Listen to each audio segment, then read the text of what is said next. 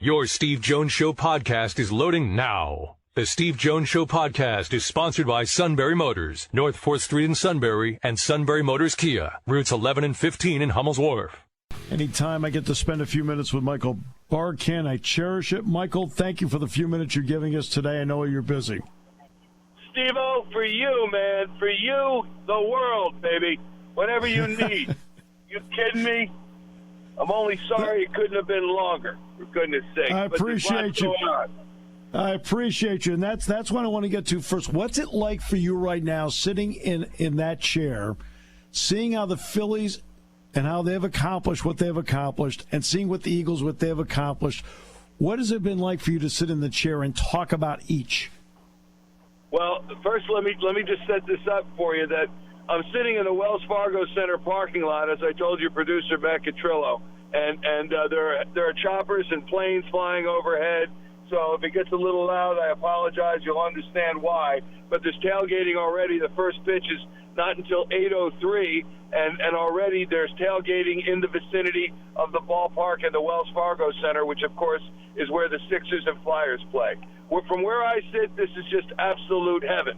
And this is why you get into the business, as I'm sure you know, and feel the exact same way.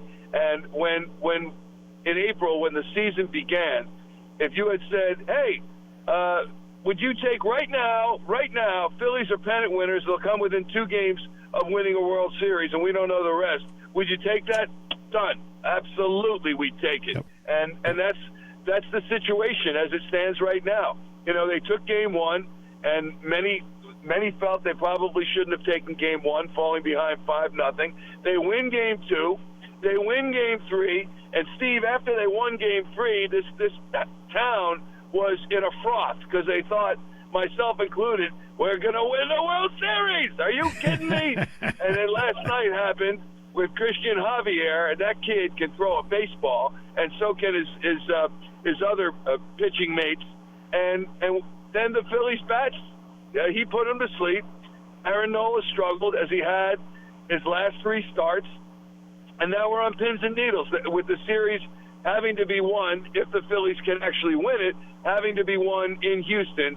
And by the way, of the two titles, both won in Philadelphia, on Philadelphia grass. This would not be the case if they were to win this World Series. They'd have to win it in Houston, obviously. So it's been great. Yeah. It's exciting, but we don't know. We're a lot of trepidation, Steve. Oh, and I understand that, but you know what's interesting? You and I both know this. All the sports we've been around forever. There's no carryover from game to game. You can hit 5 homers one night, win 7-0, get no hit the next, and then score 8 runs tonight. I mean, that's what makes it. That's what puts everybody on pins and needles. There's no carryover. Until and unless, or maybe I should use or, the other team is just flat out better and has more depth and has more power and has better pitching. And that's my concern, really, is that the Phillies have been able to do it with timely hitting. They outslugged them in that 7-0 beatdown in game number 3, and that was great. But they also have had a tendency for their bats to just fall asleep and go away. And really, I thought they were in a choking situation at the end of the regular season. They were playing Washington. They lost 3 straight at Wrigley Field to a real lackluster Cubs team. And I thought, you know what? After all this, they're going to fail to make the playoffs in the worst way again.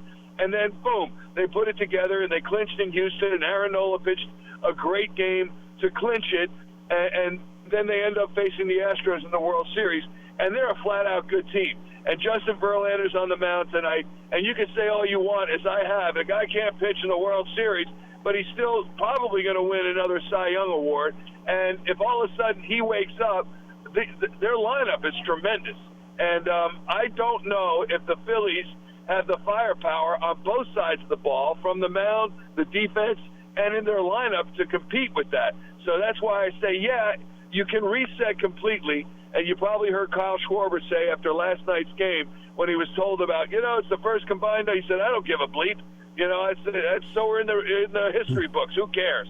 And I like that attitude, but unless they bring it with some hits and certainly Noah Syndergaard, I don't know how long he'll go tonight. I'm thinking hopefully 4 innings because it means he's pitching well. But then the bullpen's got to supplement.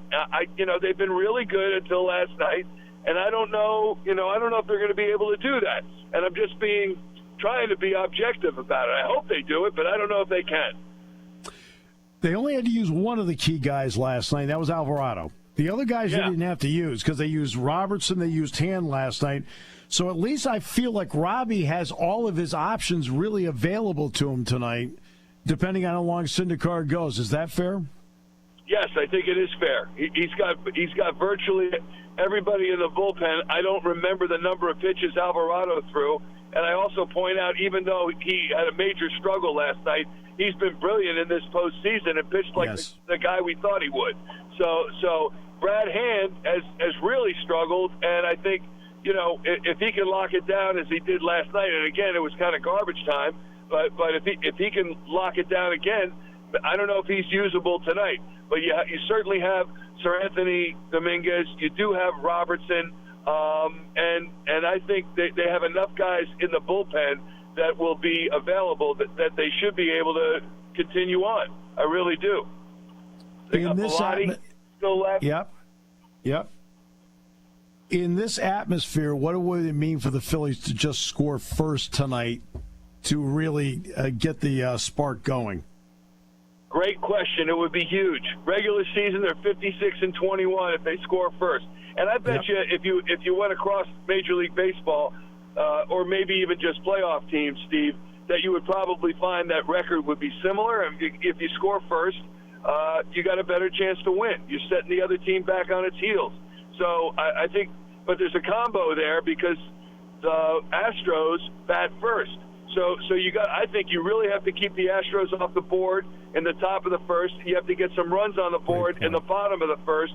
And I think you really need to be the team that scores first tonight, and that winning record will apply. Great point, especially about they bat first. Michael, thanks so much. I know you've got work to do. We appreciate the time that you carved out for us today. I got a whole half hour planned on the Eagles. Are you kidding me, Steve? No. I know. That's going to be a tough one. So I'm doing Phillies postgame tonight, not Eagles postgame. Both games are at the same time. Had there not been the rain out, I would have been able to do Eagles tonight, but that's such is life. One's a World Series, and one should be a beatdown against Houston at Houston. So we'll see. It's not a bad problem to have, actually. You're right. But thanks always for having me, my friend. Anytime. Thank you.